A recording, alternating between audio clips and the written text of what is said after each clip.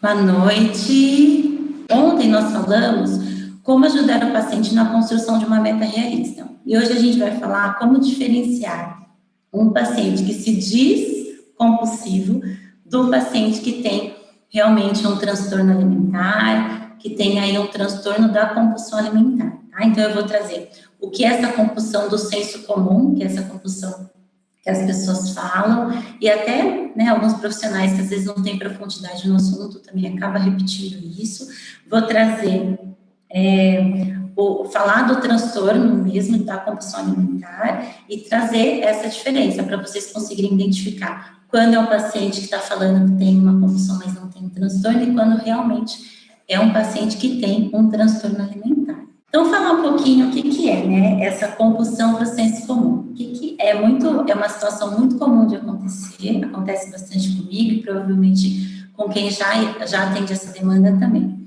O paciente chegar para a gente no consultório e ele relatar, ele ter algumas falas assim, essa semana eu fiquei muito compulsivo, eu estou muito compulsivo por doce, ou hoje eu tive uma compulsão, fui numa festa e tive uma compulsão. Então, o paciente, ele traz muito. Eu vou trazer alguns exemplos, e sempre que eu lembrar de exemplos de casos mesmo que eu acompanho, eu vou trazer para vocês. Eu acompanhei uma pessoa um tempo atrás, eu sempre faço, quando a pessoa vem para o processo, eu faço uma entrevista inicial.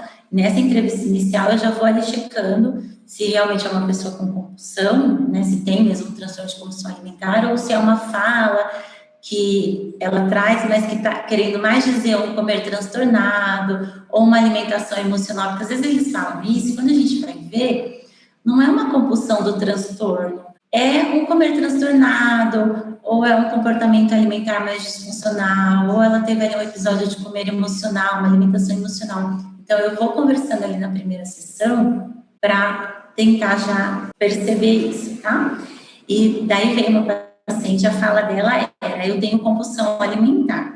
Daí eu pedi para ela me trazer um exemplo. Eu falei assim, então me traz um exemplo de um dia, ou de uma situação que você percebeu que teve uma compulsão alimentar. Ela contou que ela estava saindo do serviço, ela trabalhou o dia todo, ela saiu do serviço, ela parou na frente do metrô, ela pegou o metrô para ir para casa, na frente do metrô tinha uma loja que vendia salgadinho, biscoito, chocolate. Ela comprou um salgadinho, ela comprou mais alguma coisa, não lembro agora, mas o que chamou a atenção foi o salgadinho. E ela lá no metrô, ela pegou o carro, ela só foi até o metrô e pegou o carro no estacionamento ali na rua do metrô para ir para casa. E daí ela foi comendo esse salgadinho. Quando ela chegou na casa dela, ela tinha terminado com um pacote de salgadinho.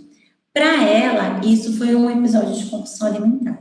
Então, eu fiz toda a gente começa com uma psicoeducação para diferenciar, para falar para essa pessoa que não, isso não foi um episódio de compulsão alimentar, que ela comeu algo que na percepção dela e no julgamento dela era algo a mais, que talvez para mim não seria, talvez para você não seria, né, um pacote de salgadinho, ou para algumas pessoas seria. Mas o que eu quero dizer com isso? Que às vezes o paciente ele é tão restritivo, e não é nem um paciente de transtorno alimentar não, tá?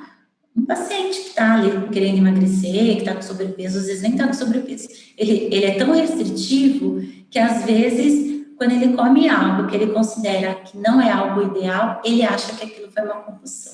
Lógico, essa paciente é uma paciente que não tem, né? Não tem o transtorno, e daí eu consegui conversar com ela e explicar isso. E o que acontece às vezes, que também já peguei alguns casos, vir o paciente com diagnóstico. Então, o paciente estava em processo de psicoterapia, já teve, né, o diagnóstico aí de transtornos alimentares, e daí ele não tem o transtorno alimentar. Tá? Primeiro, só um parênteses, que a gente faz a hipótese diagnóstica, mas esse paciente precisa passar do transtorno alimentar, precisa passar com um psiquiatra, para o psiquiatra validar se realmente ele tem um transtorno. Então, veio uma paciente, né, eu tenho alguns casos, mas assim, uma paciente que estava em processo só com a psicoterapeuta falou que ela tinha um transtorno de compulsão alimentar, ela ficou quase um ano em processo e ela não tinha. E ela não foi no médico, porque a psicóloga nem encaminhou, né? Fechou lá o diagnóstico e nem encaminhou. Então, também, quando ela veio, lógico, quando veio já com esse diagnóstico meio fechado, eu demorei mais tempo, porque não foi de bate-pronto de falar, não, você não tem. Então, eu fui ali com aquela paciente uma sessão, duas, mas já dava para perceber que ela não fechava os critérios diagnósticos para transtorno de compulsão alimentar. E quando a gente vai levantar essa hipótese diagnóstica, a gente tem que olhar muito profundamente para os critérios. Então, cada transtorno alimentar, ele tem os seus próprios critérios. Às vezes, o paciente, ele não fecha, né, e nem precisa, ele não fecha ali todos, ele não atende todos os requisitos, ele atende alguns, mas são aqueles que são importantes para fazer essa hipótese diagnóstica.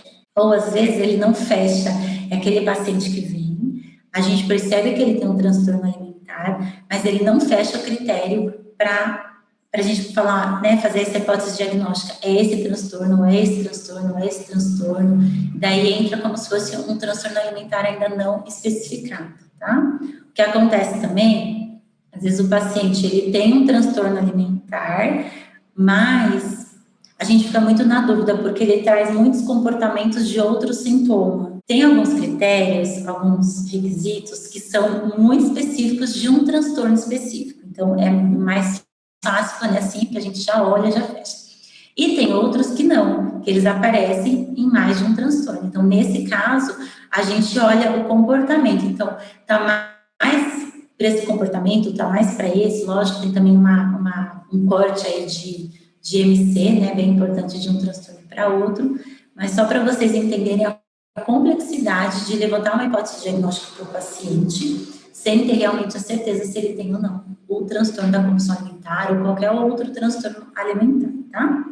Então, eu vou trazer para vocês essa diferença, porque a gente tem o paciente que teve um exagero ao se alimentar, que às vezes nem é um exagero, né? Às vezes a gente olha e fala assim, nossa, mas eu comeria isso, mas para ele é um exagero. E a gente tem o paciente que tem realmente uma compulsão alimentar. E hoje eu vou tentar clarificar o máximo possível o que é essa compulsão alimentar, para quando o paciente chegar no consultório de vocês já conseguirem saber se é um paciente que vocês podem trabalhar com emagrecimento, trabalhar a obesidade, trabalhar o sobrepeso, ou se é um paciente de transtorno alimentar, que daí a intervenção ela é totalmente diferente, tá? Por exemplo, paciente com TCA, transtorno de compulsão alimentar.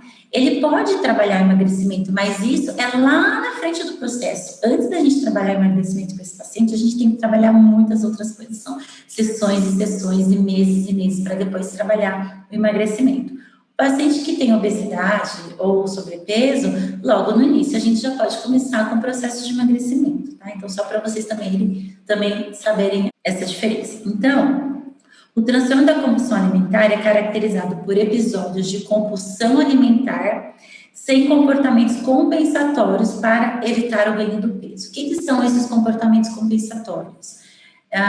Atividade física em excesso, uso de laxantes, de diuréticos, purgação, então a pessoa que ela provoca o próprio vômito. Então, no TCA, a gente não tem esses comportamentos compensatórios com o intuito de evitar o ganho de peso. O paciente com TCA, ele vai equilibrar esse ganho de peso que vem aí desse episódio da compulsão alimentar com a restrição. Então, a forma que ele usa para equilibrar o peso, diferente de outros transtornos, é a restrição alimentar, tá? A gente percebe também que esse paciente com transtorno de compulsão alimentar, geralmente ele tem uma obesidade associada, porque mesmo ele tendo aí, né, ele restringindo, mas ele tem os episódios de compulsão.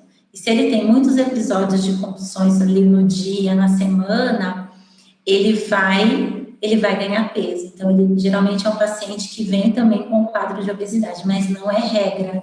Nem todo paciente que tem compulsão alimentar é um paciente obeso. Não tem uma forma física que a gente olha e fala, esse paciente, deixa eu dar uma olhadinha ali no corpo dele, ele tem esse transtorno. Nem se a gente for falar da anorexia, que, né, é algo que visivelmente é algo que já dá para a gente olhar e deduzir, nem assim, tá? A gente tem que olhar várias outras coisas para poder indicar, fazer essa hipótese diagnóstica. tá?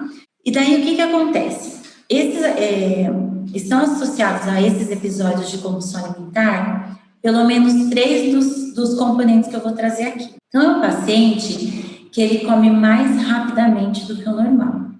Ele vai comer bem mais rápido quando a gente compara ele com outras pessoas, tá? E, às vezes, até a dificuldade desse paciente, por exemplo, é um paciente que trabalha e ele tem o refeitório da empresa, e ele se recusa a ir nesse refeitório porque ele tem esse comportamento de comer muito mais rápido e ele tem a percepção de que as outras pessoas estão observando a quantidade que ele está comendo, como ele está comendo, a rapidez, tá? Então, ele acaba ficando mais envergonhado. Esse paciente, ele come num período de 2 horas uma quantidade muito maior do que uma pessoa normal conseguiria comer nas mesmas circunstâncias. Então, e até comparado a ele mesmo em situações normais que não seja compulsão, tá? Então, é um paciente que num período curto, ele vai consumir muitos alimentos e numa quantidade, assim, de muitas calorias. Depois eu vou trazer uma referência para vocês de uma pessoa que não tem um transtorno alimentar e come normal e de um paciente que tem um episódio de compulsão, tá? Ele come até se sentir desconfortavelmente cheio. Então, ele tem dor no estômago, às vezes tem diarreia, às vezes tem vômito, mas presta atenção. Esse vômito não é o vômito provocado. Então, às vezes isso confunde um pouco. O paciente vem, ele fala que teve um episódio de compulsão alimentar e que em seguida ele vomitou. Então, a gente precisa checar muito. Esse vômito foi um vômito provocado? Qual que foi a intenção que ele tinha? Por quê? Às vezes, às vezes não. Quando é do paciente de TCA, esse vômito é porque ele comeu tanto que às vezes acaba acontecendo esse desconforto e ele vomita. Diferente de uma bulimia ou de uma anorexia, que o paciente provoca o vômito, tá? Então, tem o vômito, mas não é esse vômito provocado, só para ficar bem claro para vocês a diferença. Ele come grandes quantidades de alimentos na ausência da sensação física de fome. Então, nem sempre não, na maioria das vezes, quando ele tem um episódio de compulsão, não é porque ele está com fome, e às vezes é. Às vezes, ele restringiu tanto, que daí naquele momento, porque ele vai restringir e vai ter a compulsão. Então, às vezes ele restringiu tanto, que daí ele vai ter a compulsão, pode até ser que naquele momento ele esteja com fome, mas na maioria das vezes os episódios de compulsão não estão atrelados a uma sensação física de fome, tá? A pessoa, ela geralmente não sente prazer em comer. Quando ela está no episódio da compulsão, ela não está sentindo prazer, ela não está saboreando aquela comida, ela não está prestando atenção na cor, no aroma, na textura daquela comida. Ela está ali só comendo. Então, ela não tem prazer, não é igual ao momento que ela senta para fazer uma refeição, comer algo que ela gosta. Come sozinho, como eu falei, por vergonha do quanto ela está comendo. Então, além dela comer sozinha, quando está no trabalho, ela não quer sair com os amigos para comer, ela não quer ir numa festa, além disso, os episódios são mais recorrentes quando a pessoa está sozinha, quando não tem ninguém olhando. Ela costuma comer escondido. É muito comum quando vocês vão conversar com um familiar do paciente com TCA, que ele traz que, fui arrumar o quarto e encontrei embaixo da cama várias embalagens. Eu abri o armário dela e encontrei, tinha escondido comida. Então, é bem comum ou o marido, ou o familiar que a gente ali chama às vezes para conversar, porque a gente chama o paciente de transtorno, o familiar de pacientes com transtornos alimentares, eles vêm também em alguns momentos para a sessão, isso é muito importante, depois eu falo mais disso. Então, às vezes eles relatam, ele comeu escondido, ela escondeu tal coisa dentro do guarda-roupa, quando eu abri o quarto, ela jogou embaixo da cama. Então, tem esse comportamento, tá? São pacientes que depois eles se sentem muito, muito culpados. Então, depois do episódio de compulsão, vem essa sensação de culpa, é algo bem difícil de lidar. Vem a angústia, a sensação de fracasso, uma autodepreciação. vem muita vergonha, eles se sentem totalmente envergonhados, às vezes até para trazer isso para a gente na sessão. Então, a gente tem que, apesar da gente informar os riscos, apesar da gente falar, né, das consequências que isso pode trazer para o paciente, mas a gente sempre deixa um espaço seguro para que ele tenha coragem de trazer que ele teve a compulsão, quantas vezes ele teve. Então, em nenhum momento a gente tem que tomar muito cuidado até com a nossa expressão, para ele não interpretar que a gente está julgando, que a gente está cobrando, que a gente está querendo que ele mude, porque ele não consegue. Então, também é comum o familiar chegar e falar assim, nossa, mas ele não tem força de vontade, mas né, eu já falei para ele parar de fazer isso. E daí a gente tem que fazer também uma psicoeducação com esse familiar, de que assim, isso não está ao alcance dele, ele não tem esse controle, é realmente uma perda de controle. A sensação do paciente que vai ter o episódio é de perda de controle, ele não consegue raciocinar igual a gente está aqui, né? Eu posso começar a minha alimentação e a hora que eu me sinto satisfeita, eu falo, eu vou parar, tá tudo bem, ou eu vou comer mais um pouquinho. Não, esse paciente, ele tem uma perda de controle, ele começa a comer, ele não consegue parar, tá? Ele fica ali um período longo, às vezes são compulsões grandes em termos de quantidade mesmo de alimentos, tá? Às vezes, vocês vão perceber também, quando o paciente fala, eu tive uma compulsão essa semana. Então, aquele que não é a compulsão, ele vai falar, come um saco de salgadinho, come uma caixa de bombom, sei lá, uma barra de chocolate, come 2 taças de sorvete. E o que tem a compulsão, ele vai comer várias coisas que tem na geladeira, se não a geladeira toda. Ele vai fazer combinações que em períodos que não são períodos do episódio de compulsão, ele não faria. Então, eu tenho vários casos, mas assim, vai comer o arroz cru, vai comer o feijão congelado. Então, eu estou trazendo bem os mais radicais mesmo, mas para vocês entenderem que não tem não é uma comida que ele comeria num dia que ele está sem a compulsão, tá? Então, vocês vão perceber aí que, é uma combinação que não vai. Por mais que a gente sabe que tem cultura, tem coisas que as pessoas comem lá fora que a gente não come, mesmo assim, a gente consegue perceber que a gente liga o sinalzinho vermelho, sabe? Tem algo que não tá bacana. E daí, assim, uma dúvida muito, muito comum que as pessoas trazem é por que essa compulsão acontece? Então, mas o que acontece? Não dá para falar aqui, isso é assunto, assim, para uma aula inteira, tá? Mas o que eu quero que fique, pelo menos, essa referência para vocês. O paciente, primeiro que assim, né, a gente precisa olhar para os gatilhos, para as cognições, porque tem aí uma confusão total e a gente precisa olhar para cada coisa, colocar cada coisa no seu lugar. Mas o que eu quero que vocês se atentem é que o paciente está buscando não matar a fome, e sim aliviar a emoção por meio da comida. Então, olha como o nosso trabalho é importante, porque ele tem um episódio de compulsão, e se a gente olhar, tem uma desorganização total em relação aos pensamentos dele. Então, como que está com essa cognição, quais são os erros cognitivos que ele tem, o que ele está sentindo, por que ele está sentindo isso, quais situações da vida, tanto, né, do que já passou ou atual, está desencadeando todas essas emoções que está fazendo com que ele tenha esses episódios. Então, a gente olha bem profundo, mas assim, tem que ter claro que ele está comendo não é para matar a fome, tá? Esse episódio, ele vem em resposta aos desconfortos emocionais. Então, ele não consegue lidar com o que está acontecendo internamente, e daí ele tem o episódio de compulsão. Só que depois, quando ele tem esse episódio de compulsão, ele tem um conforto emocional, só que é momentâneo.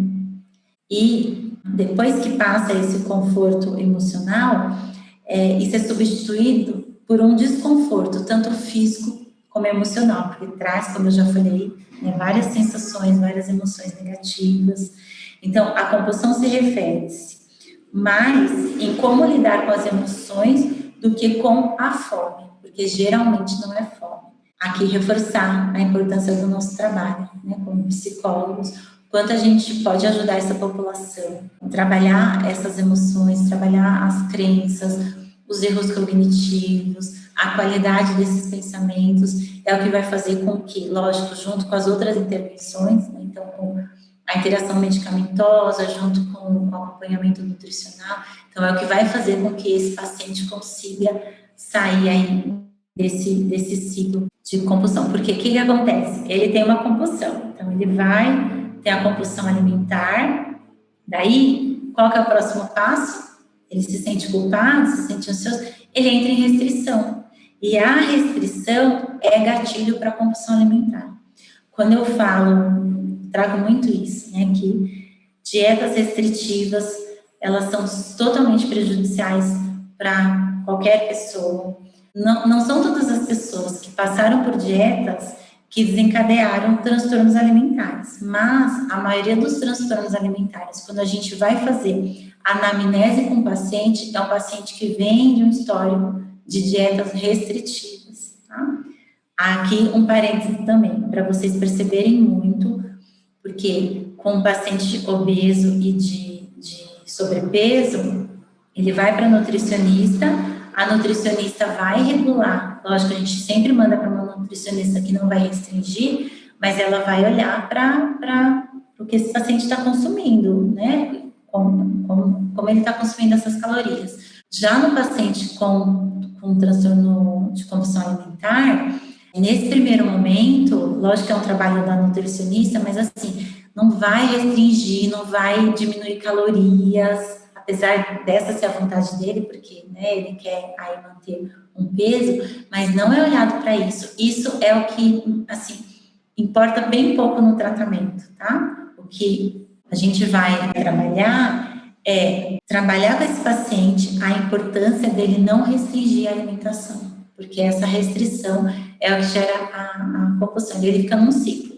Ele restringe, daí ele tem a compulsão, daí ele se sente culpado, daí ele restringe de novo e daí ele fica nisso. Então, a restrição, ela gera compulsão. A restrição gera compulsão. É mantra. A restrição gera compulsão.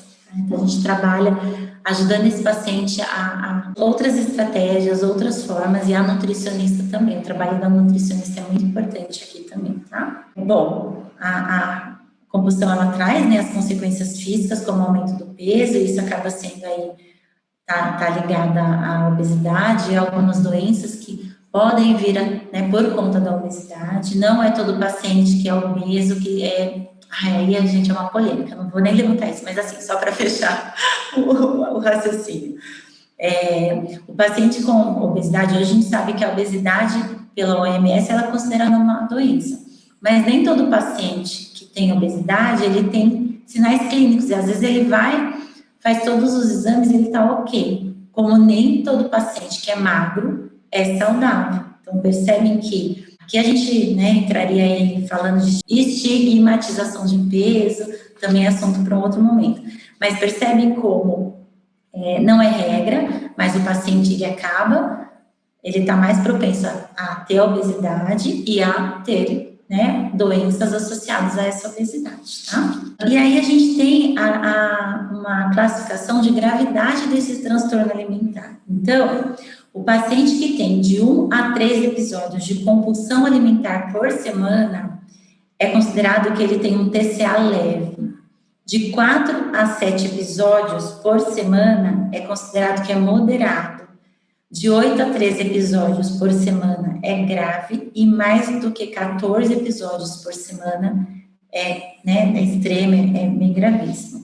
Daí pensar, né, se a gente está falando de compulsões grandes, imagina um paciente grave que ele tem de 8 a 13 compulsões na semana. São, quase dois episódios no dia, consumindo uma quantidade muito grande de alimentos e de calorias, tá? O que acontece também? Isso é algo que nós psicólogos, às vezes é uma dúvida, a gente conversa com a Nutri.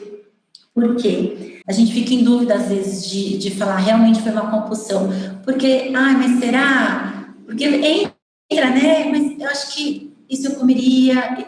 Então, fica uma dúvida. Lógico que estou falando daqueles casos mais simples. Estou falando daquele que chega falando comer a geladeira, que você fala assim, não, com certeza é. Mas em um outro, a gente fica, será que foi um episódio? Será que não foi?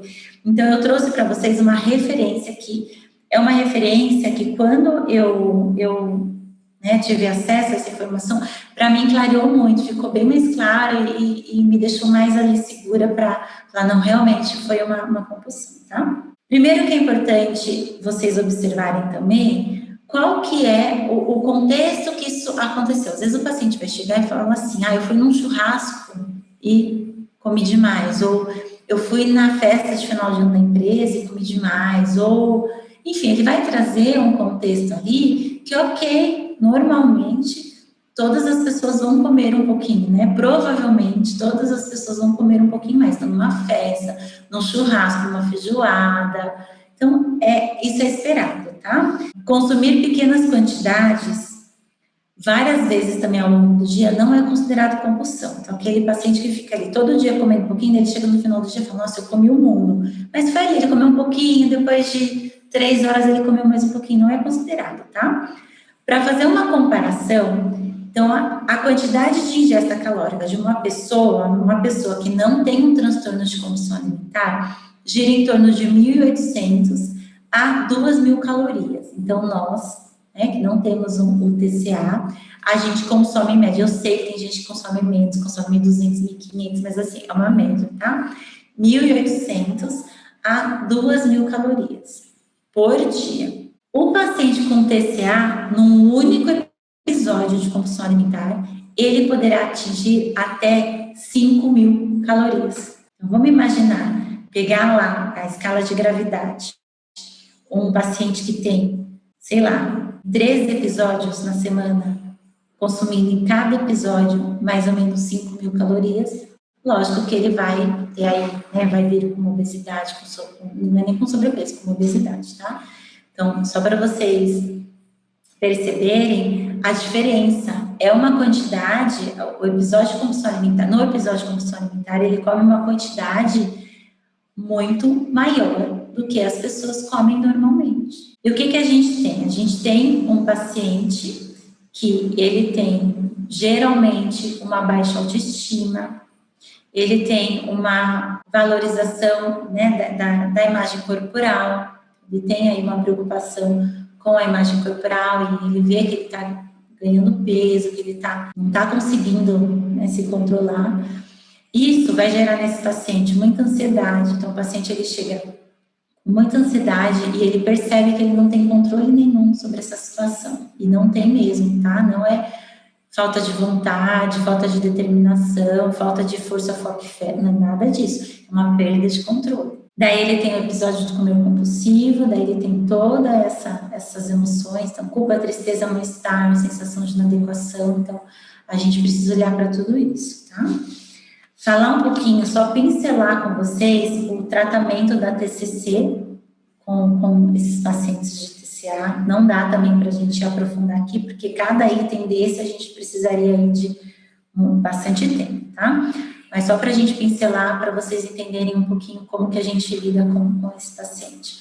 Então, é um paciente que a gente precisa desenvolver, ajudá-lo a desenvolver estratégias para controlar esses episódios de compulsão alimentar. A gente precisa auxiliá-lo na modificação dos hábitos alimentares, aqui a nutricionista entra ali junto com a gente, trocando com a gente, tá? Para a gente ter um trabalho bem alinhado. A gente precisa trabalhar estratégias para adesão de exercícios físicos, no caso do TCA. Se a gente for para outros transtornos, é o contrário. A gente tira o exercício físico do paciente, tá?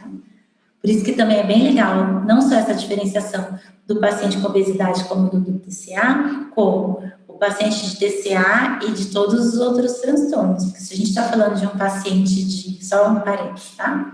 De anorexia, que tem como comportamento compensatório a prática de atividade física em excesso, a gente vai tirar essa prática, daí é o contrário. Então, no paciente com TCA, a gente incentiva, e no paciente com anorexia, a gente tira, tá? Pelo menos no primeiro momento. A gente vai trabalhar também essa redução do peso quando a obesidade está associada, porque às vezes não está associada. É o que eu falei, não é regra, nem todo paciente com TCA é um paciente que tem obesidade. Então, às vezes é um paciente que a gente nem vai olhar para o peso dele. é um paciente que está ali dentro, né? A gente não vai cuidar disso. Trabalhar muitas questões da autoestima, a redução da ansiedade associada à aparência física e a várias questões da vida que a gente percebe que está gerando essa ansiedade, modificação do sistema de crenças disfuncionais. Então, esse paciente, ele vem com um pacotinho, né? Ele vem ali com várias crenças, e a gente vai olhar para essas crenças, e essas crenças são relacionadas à comida, muito relacionadas à forma física, a como, né, é a forma do corpo dele. Então, a gente vai trabalhar mudando essas crenças, tá? E reforçando que esse trabalho tem que ser como equipe multi. No mínimo, psicólogo, nutricionista e psiquiatra. Não dá para trabalhar com pacientes com transtornos alimentares sem equipe multi. Mesmo que não seja, ontem eu falei um pouquinho disso, né? Às vezes a realidade não permite que a gente encaminhe para um profissional, que é um profissional que a gente quer encaminhar. Então, é aquela nutri que eu gosto de trabalhar com ela porque eu tenho abertura, a gente discute o caso, ou é aquele psiquiatra que eu sei que vai fazer a intervenção certa. Às vezes a gente não consegue isso, mas é importante que a gente fale para o paciente, olha, tem duas opções, ou você vai numa indicação minha, ou você vai no profissional que você quer, porque às vezes é o profissional do convênio, e, né, só repetindo, e falo para o paciente, passa meu contato, pergunta se eu posso, né, ou me dá um contato, pergunta se eu posso ligar. Então, a gente sempre tenta essa interação com o nutricionista e com o psiquiatra para o tratamento ficar mais alinhado, tá? O mundo ideal é esse, nem sempre é o que acontece, mas se o paciente fala que é comum também, não, eu não vou no nutricionista porque eu já sei tudo que eu tenho que fazer, não rola, ele precisa ir. A gente, eu mesma, eu acabo, não no começo, porque eu tento, né, formar um vínculo com esse paciente, mas o vínculo está formado, eu levo isso para ele, essa importância, e ele não adere a isso, eu paro de atender. E deixo bem claro que eu estou parando, porque eu sozinha, como psicóloga, não dou conta de atender esse caso, tá? Então, eu faço isso, sem pensar duas vezes. E daí, gente, sabendo disso, vocês vão conseguir identificar quando o paciente sentar lá e for um paciente que não tem o transtorno da compulsão alimentar, e mesmo que ele traga na fala, estou compulsivo, hoje tive compulsão, vocês vão conseguir identificar, porque vocês vão lá olhar nos critérios, aqui eu dei só uma pincelada, vocês vão lá, vão pegar os critérios, vão um por um, né, olhando aquele paciente, ficou na dúvida na outra sessão, traz uma questão que aborde, que ele consiga, que você consiga entrar para checar aquele critério. Então, vai com muito cuidado, mas já aí acho que dá um norte bem bacana para vocês, tá? Pessoal, eu vou passar para vocês a ferramenta. É uma ferramenta que dá para trabalhar com alguns transtornos alimentares, não só com transtornos de compulsão alimentar. A gente consegue trabalhar com vários pacientes, tá? Por quê? O que acontece? O que é muito comum? O paciente que tem o TCA e outros transtornos também, ele é um paciente que muitas vezes ele não está mais funcional. O que eu quero dizer? O foco da vida dele está nisso, na comida, corpo. Às vezes é um paciente que não está mais conseguindo trabalhar, ou um paciente que restringiu totalmente a vida social, porque tem medo, né, de sair, tem um episódio de compulsão ali na frente das pessoas. Então, é um paciente que vem para a gente, geralmente muito disfuncional mesmo, não tem aí uma vida produtiva, uma vida ativa. Então, essa ferramenta que eu trouxe, que é a roda da consciência, eu falo que é a ferramenta da pizza. O que acontece? A gente vai ajudar esse paciente a olhar como que ele está nesse momento e o quanto o TCA está tomando parte da vida dele. A gente usa um termo que é assim, às vezes o paciente fala e ele falando, às vezes ele fala, é o TCA falando. Então, né, ali no dia a dia com o paciente, é muito isso. Quem está falando agora é você ou o transtorno? Porque tem uma diferença, e eles com o tempo vão percebendo isso. E com as atividades da vida também. Ele sabe quais são as atividades que ele faz por conta do transtorno e as atividades que ele faz porque são atividades ali normais da vida dele, tá? Então, qual que é a ideia? A gente pede, isso daqui é legal fazer junto com o paciente no consultório, diferente da aula de ontem, que tinha alguns exercícios que ou eu faço em consultório, ou eu dou como tarefa de casa, essa daqui a gente faz junto com o paciente em consultório, porque eu acredito que é mais rico, não tem regra, mas na minha experiência, eu acredito que é mais rico, tá? Então, você vai pedir para o paciente escrever aqui as preocupações que ele tem e que tem ligação com o transtorno. Então, aqui pode ser que ele vai escrever isso de vermelho, tá? Então, aqui pode ser que ele escreva assim. Se vocês quiserem fazendo junto comigo, tá? Eu vou só para trazer alguns exemplos. Qual a preocupação que vocês acham que o paciente com TCA tem? Ele vai ter uma preocupação com o corpo, certo? Então, ele escreve de vermelho. Ele vai ter uma preocupação com a comida. Talvez ele tenha uma preocupação, ele vai colocar assim, a preocupação com a festa da empresa, tá? Às vezes está chegando, vocês vão ver isso muito claro agora, chegando no final do ano, é um sofrimento para eles. Dezembro é uma época do ano, janeiro também, mas dezembro mais, que os sintomas ficam mais intensificados por várias questões, porque está chegando perto das festas, confraternizações, reuniões com a família, reuniões no trabalho, daí tem uma questão de eu vou encontrar com aquele familiar que eu não encontro há muito tempo, que ele vai falar que eu engordei esse ano de novo. Eu não tenho parceiro para passar o Natal comigo. Então, é uma salada. Daí tem as questões emocionais que estão envolvidas. Então, tem as questões práticas de como que eu vou lidar com isso, como que eu vou passar a noite do Natal, e tem essas questões também emocionais. É isso, né? Essa preocupação a preocupação com a festa da empresa, tá? Não precisa necessariamente ser no final do ano, mas uma festa da empresa, o aniversário do amigo, o aniversário do irmão, então ele traz um desconforto com esses acontecimentos, tá? Então, você vai ali falando e ele vai escrevendo de vermelho, tá? Sei lá, vou colocar aqui, daí a gente pede para ele escrever de azul, então tá. Então, ele escreveu de vermelho, tá? Todas as preocupações que ele tem, que ele olha e fala, nossa, essa preocupação tem a ver com o transtorno da compulsão alimentar. Daí eu peço para ele pintar também, tá? Eu faço ali com ele, peço para ele pintar, e daí eu peço para ele trazer uma preocupação que não tem a ver com o TCA. Então, às vezes ele traz, sei lá, tá? Levar meu filho para tomar vacina. Levar o filho para a vacina. Então, vamos lá. Imagina que ele pintou aqui, ó. Que ele traga para você que a única preocupação que ele tem, que não tem a ver com TCA, é a vacina do filho que está atrasado, que ele precisa levar. Por aqui, você já começa a mostrar para esse paciente que a vida dele, ela está sem equilíbrio. Porque olha o que acontece às vezes. Às vezes, eles vão preencher tudo de vermelho e nada de azul. Às vezes preenche um pouco do vermelho, um pouco de azul.